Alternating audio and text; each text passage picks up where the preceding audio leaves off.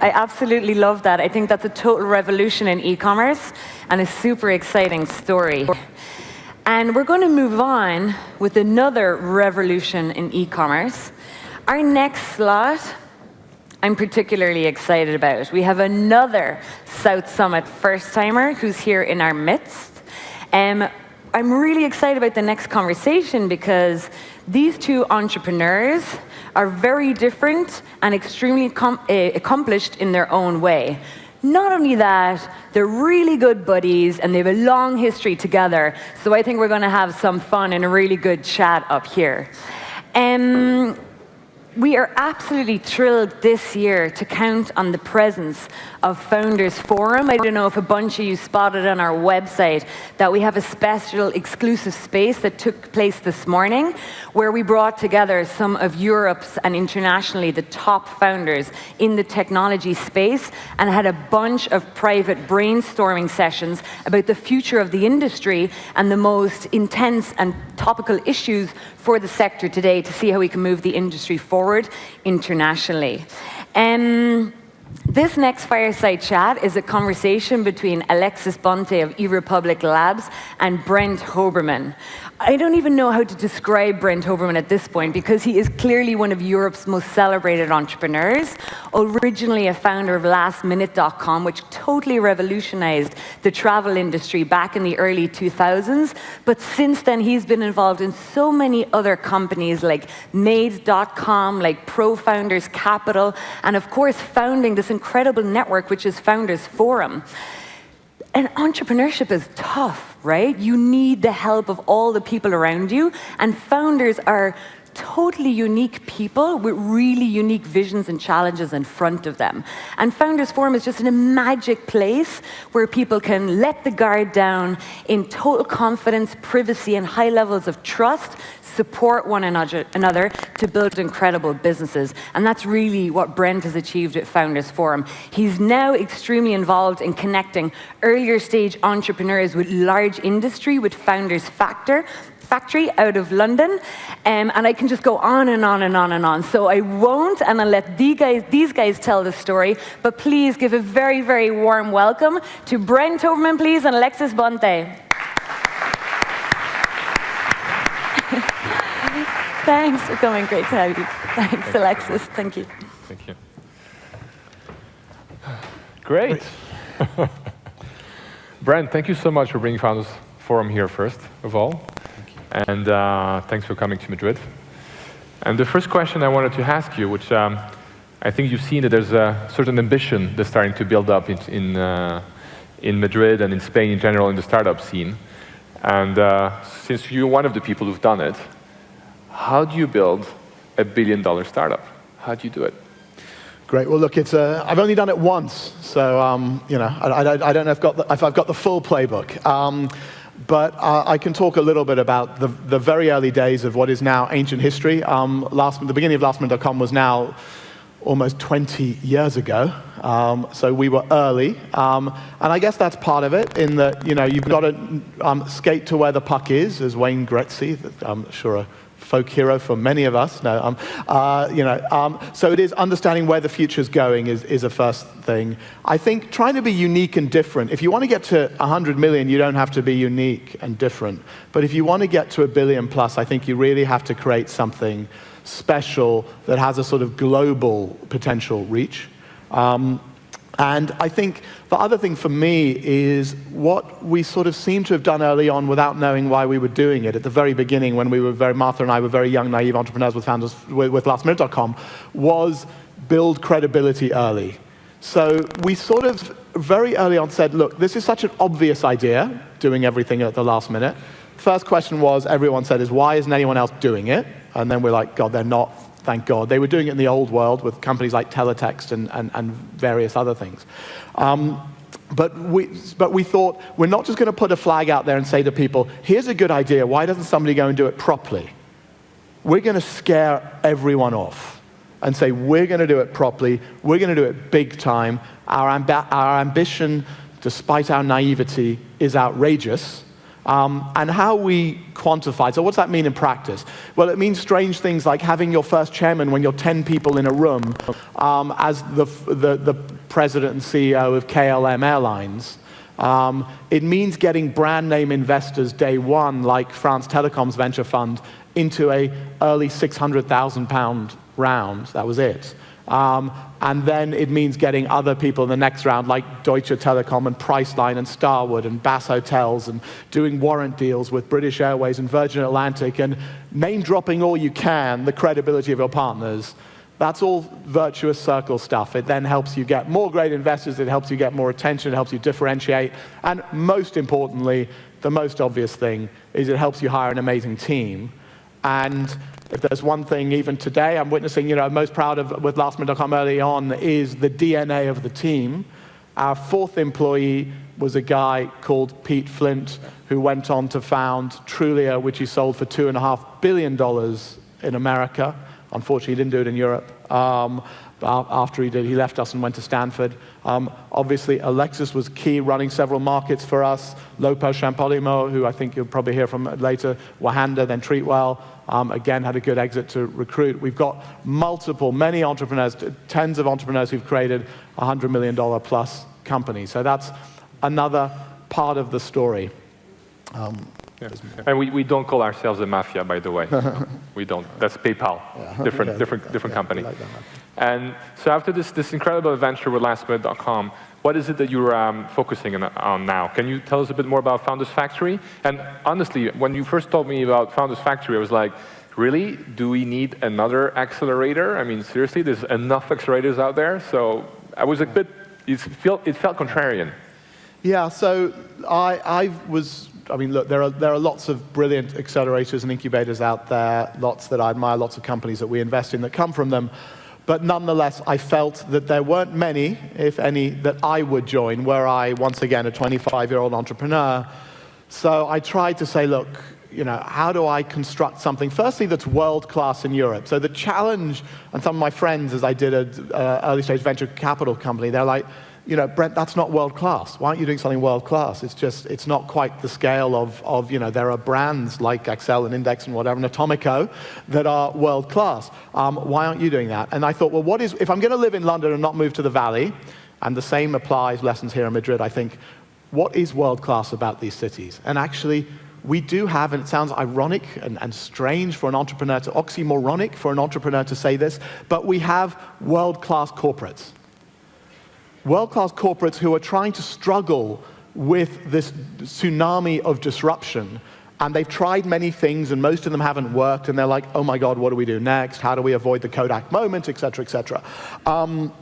And so what we thought is, why don't we actually get, the genesis of this was post-Founders Forum, there's Founders Forum, the events, then there was Founders Intelligence, a consulting business that we have that helps large corporates innovate and work with startups. The client list there, I won't name drop, but it's loads of sort of FTSE 100 blue chip companies, working out how to work with startups. And then the next step was, okay, let's put all that learning together. Let's put this connectivity to the entrepreneur's ecosystem, because who knows how the corporates are going to be disrupted.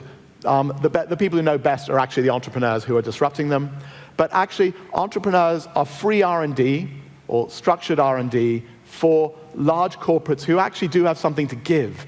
They have this incredible scale, global reach, and one of the challenges that constantly comes back to entrepreneurs in Europe is, yes, it's harder for you than anywhere else because of this fragmented nature and because this digital single market isn't here yet, and the single startup market that we've campaigned for isn't here yet. So how do you scale across these multiple markets? So, long story short, we then structured Founders Factory and said, right, what we're going to get is 6 blue chip corporates investing.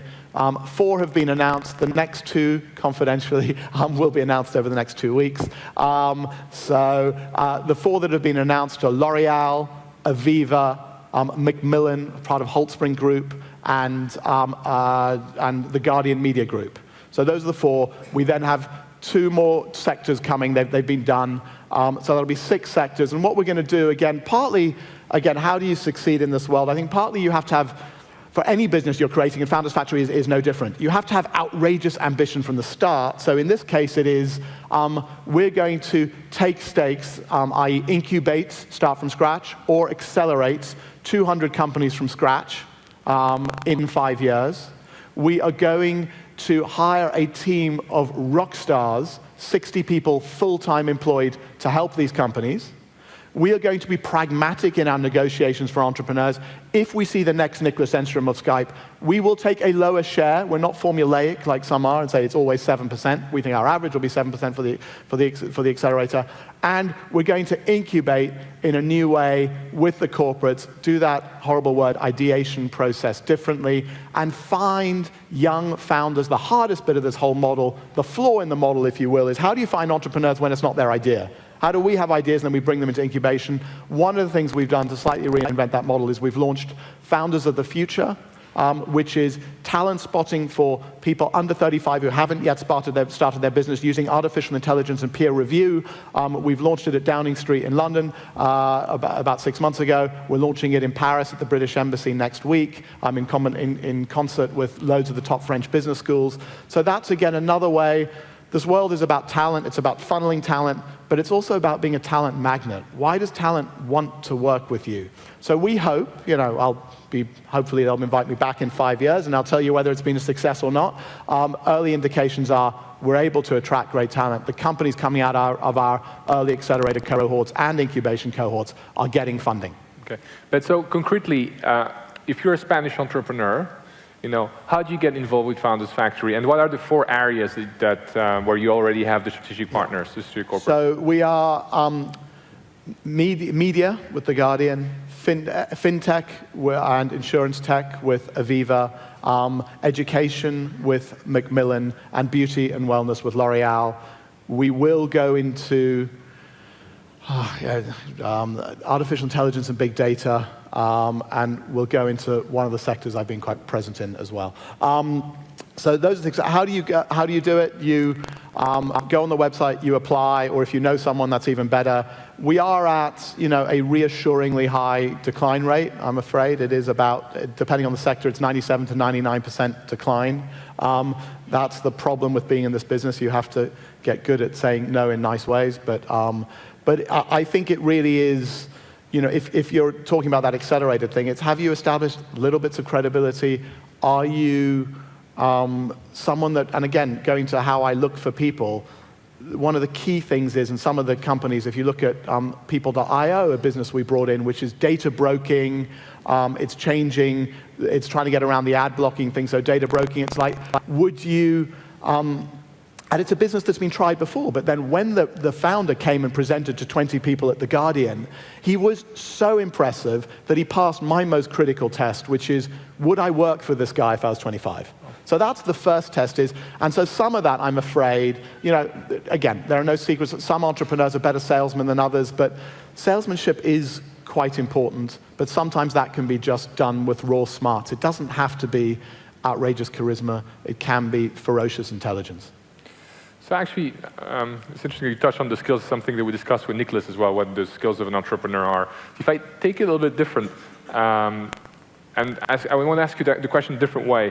Are you born an entrepreneur, or can you learn to be an entrepreneur? I mean, are you born as someone that's going to deal with 99% rejection when they apply to Founders Factory, or is that something you can learn? Yeah, it's 68.6% born. Exactly. Yeah, no, exactly. No, look, I don't think anyone's ever answered that question really well, but it is nonetheless a good question. I think you can create catalysts in your life for the right person to be an entrepreneur. And sometimes, I guess part of what's interesting about Founders of the Future is we're trying to create those catalysts. So it might be a different one to, in my case, I was fired from one of my early jobs, and that set off a train of doing my own thing. So not every entrepreneur is prima donna-ish enough to get fired, and that doesn't mean you should have to be. But having that tap on the shoulder, having that moment, having that determination. But then the thing is, how do you become a great entrepreneur? And some of that is listening and learning. So one of the things we did is we launched a platform called SmartUp. So it's not startup, but SmartUp. It's actually, we launched it sort of slightly, we shouldn't say this to my early investors, but we thought slightly philanthropically. We thought, look, we're all getting asked the same advice from founders about what they should do. I'm not always the best person to answer a query from founders, but I normally know somebody who's great. So it's like, why don't we just bottle this up in a mobile app and create a platform where entrepreneurs are giving other entrepreneurs advice? So that's one aspect in creating a community around it online. So very much more, to be honest, open and meritocratic than, say, something like Founders Forum, which has the disadvantage of being sort of only accessible if you're either building a rockstar company or you've already sold one. So it's an earlier version of that. The interesting story about SmartUp is how it became, unbeknownst to us. I remember when Frank, who was CEO, our chairman, talked to me about the revenue model early on, and I would be like, Frank, let's not spend one more minute worrying about the revenue model. If we create something useful, there are tons of different revenue models we can all invent and hypothesize right once we've actually created something useful. So what happened is he built something useful, got featured in the Apple App Store a lot in America and Europe. Then, weirdly, going back full circle to these big corporates approached us and said, actually, we want some of this entrepreneurial DNA, and we want some of this learning. So the platform is now also a SaaS learning tool for large corporates. It's being rolled out to a bank in Singapore to 20,000 employees on a SaaS model, and lots of other corporates are coming to it. So it's a sort of full circle journey. I don't know if I've answered the question of whether entrepreneurs are innate or not, but I do think that there are catalysts that you need to help create that make you an entrepreneur. But I think that unrelenting passion you're sort of born with, but making yourself better at doing that job is partly just listening, getting great advice, great mentors. Great, thank you. A slightly less nice question. You campaign quite a lot for the Remain campaign. Do you think that London, now that the English people have voted to leave Europe, you think London's position as the main tech hub in Europe, is that under threat now, and you think it's going to be in trouble? Yeah, look, it's interesting because I'm actually a business trade ambassador for the UK. I think one of this Prime Minister's, I was the last Prime Minister's business trade ambassador. They haven't fired us yet, but they may do after what I say.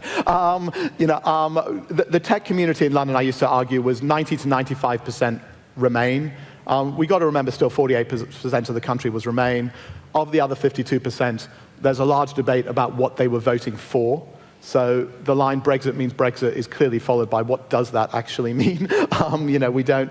But I think the key thing is, so long as the government is sensible about immigration policies, the amazing thing about London is there are something like 30% of Londoners who are born abroad. So it's one of the most global, international, open cities in the world. The mayor of London is doing a great job with London is Open. We did hear some slightly scary stuff yesterday about UK companies having to submit how many foreign employees they have, which sounds polite word, I think is insane. So we're hoping that was what they call in politics a sort of straw man, so they can come back slightly to the center ground.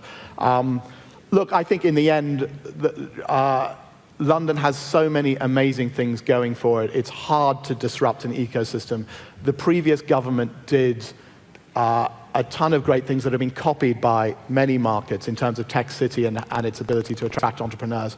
So I think we're going to have to muck it up even more than Brexit to lose that mantle, but that's not impossible. Okay, so we'll see, basically. Yeah, we'll see. I'm going to ask you one last question, and then I'm going to open up to the audience. So if you have a question, please think about it, and someone will come with a mic to ask you in about 5 minutes. So sounds like you've got a second billion-dollar company coming up, potentially. Made.com. Can you tell us a bit more about that story? Yeah, so I mean, actually, technically, if I was being really greedy, I'd claim QXL as my second billion-dollar company, which is an online auction company that I was the second employee of, so part of the founding team, so it's always debatable. But I did leave there after 4 months in a huff. So I'm not sure if I... But I'm sure your contribution was invaluable in those 4 months. That's what I like to say. But more relevant, you're right, is... Made.com. So very quickly, after selling lastminute.com, I did the absolute cliche. I bought a nice house in London. My wife's an interior designer. I had no idea when she described what it would look like and how to do it, how to do this chair or this fabric or whatever. So I realized I couldn't visualize it, so I launched a company called My Deco, which was bits of Pinterest and House before they were a glint in their founders' eyes, but probably trying to do, as I got away with it last minute, I'm trying to do probably about 10 business models in one. got away with that in lastminute.com. Didn't quite get away with it in MyDeco, which was what that one was called, which we sold bits of it off to. Luckily for my investors, did pull a rabbit out of a hat in terms of co-founding and bringing Ning Li, who was then part of the founding team of MyFab in France. And when I first met him, I hadn't realized he'd left MyFab. I thought I was talking about a joint venture with MyFab in the UK. Realized he'd left, and I'm like, bingo, let's do this together. We're going to incubate. You're going to be in our office. You're the CEO. He took one weekend to decide, and that was the genesis of the company Made.com, which is not actually here. It's in. It has expanded to France, Germany, Benelux, and Italy. But we need to think about when Spain comes. So Made is crowdsourced furniture direct from factory to consumer. Again, part of the learnings was credibility. As I entered the furniture market, even at the beginning, I'm like, I know nothing about this sector. So early days of MyDeco, we built what can be described, I think, as a world-class design advisory board, which was the co-chairman were Terence Conran and Philippe Stark. And then people like Mark Newson, who's now the chief designer of Apple and stuff like that, were on it. So we had this great pool of talent. That helped us get some great designers. Some of those ported over to Made.com. And Made, the last numbers I think were published were around 60 million for last year. This year, it's on track. Haven't published, I'm sorry, but it is on track for very good growth numbers and strong margins. And I'm pleasantly surprised. I would not have thought that the direct from furniture business could have been, it's had its hiccups, it's had its scary moments, but I think the fact that Ning, for example, had a great learning curve in terms of one of the things he invested in early on, which his competitors didn't, weirdly, is great ERP systems to know where the product is, which sounds so obvious, but has led to some bankruptcies in this space when you don't know that. So one of the lessons I also took from lastminute.com was, had we invested more and put smarter people on the back end and back office automation and efficiency, particularly since we bought 14 companies, I think it would have been given Priceline more of a run for its money. Okay, perfect, thank you. We have a minute before we move into questions, so just to understand, so what is so disruptive about Made.com so people understand? Well, I think the beautiful thing about Made.com, when I looked at the furniture industry in 2007, sort of just after selling lastminute.com, the first thing I realized, it just felt like the travel industry. Because firstly, the incumbents were in denial. They were like, this industry is not going online. People will never buy furniture online. And then I did a few basic things as an entrepreneur. So what did I do? I went to the magazine stand. I know many of you don't remember magazines, but remember people used to read them. And so I went to W.H. Smith and I saw like 30 magazines on interiors. And so that was like, well, okay, there's an industry to support this. Then I quickly realized that it wasn't just me who didn't understand why this chair should be, no offense, but is it £10 or £500? No idea. And does it come from the same factory and whatever? So understood that the supply chain was broken, opaque, and inefficient. So that's what's wrong with the industry. So what's disruptive is we are going direct from factory to consumer, using crowdsourced votes as one indication of whether to make product. But most importantly, by the time the container has left, most likely China, it has already been pre-sold, or at least 90% pre-sold. So that means there's no wastage. Wastage is put into your margin as a consumer. There are no retail, tons of shops. There are showrooms, but not tons of shops. And there are no wholesalers in the value chain. So the disruptive bit is customers can get the same product for at least 50% cheaper. Perfect, thank you. So we have time for 2 or 3 questions. So who would like to ask a question, please? Anyone? We can't really see. We can't really see, so the people in the room have to help us with the people who have a question here. Stand up, shout. If you have a question, please stand up. In Spain, we are a little shy about questions usually, but I'm sure someone will be brave and stand up and ask a question. No? No questions? No one's interested in how to build a billion-dollar business here? They've all done it. They've all done it. We have a question there. Excellent. Could we get him a mic, please? Constantine, or just shout if we want for time. Yeah. You're working with corporates. How do you build a billion-dollar company with a corporate? So usually you see that they invest and they build something which is a 30 million, 100 million business that's competing with their main business, and the main business then starts to compete push down the new company. Yeah. How do you ensure that happens, that they actually grow that to the next billion? No, thank you, Constantine. So it's a great question. For those that didn't hear, it's, corporates sort of have a history of not being able to disrupt themselves, of launching smaller businesses, not necessarily billion-dollar businesses. So what's different about this model? And I think the first thing about it is it's hands-free. The corporate is relatively, it's one layer away, so you're not smothered by the corporate. And these are businesses that they are helping us launch that are explicitly designed to try and hit it out the park and to in many cases disrupt their core business, because they've realized they would rather have a small part of something than absolutely nothing. So I think it's this multi-sector approach, which means that the corporates are investing in an operating company of which they each own a stake, and they're not just in that one sector. So part of it is getting the corporates across multiple sectors to help you.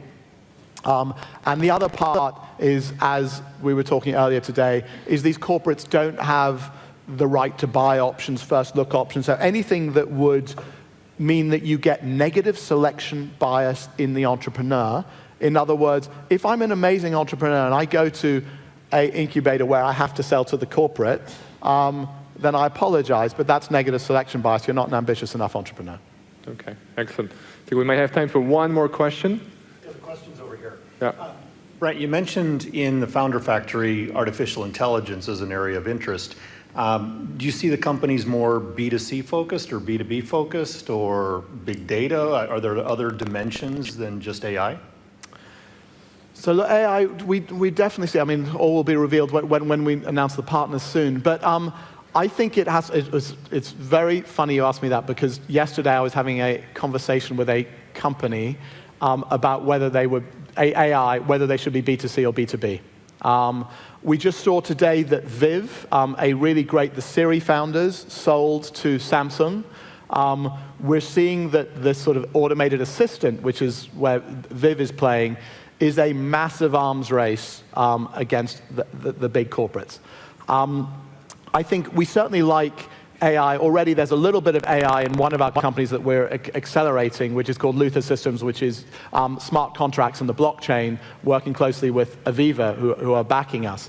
But I think it is companies that could touch B2B or B2C, in particularly those fintech and health tech verticals are probably the most obvious where we'll see these early indicators of AI. Obviously, there's machine vision, there's autonomous driving, and I've just invested in one in the autonomous driving space as well.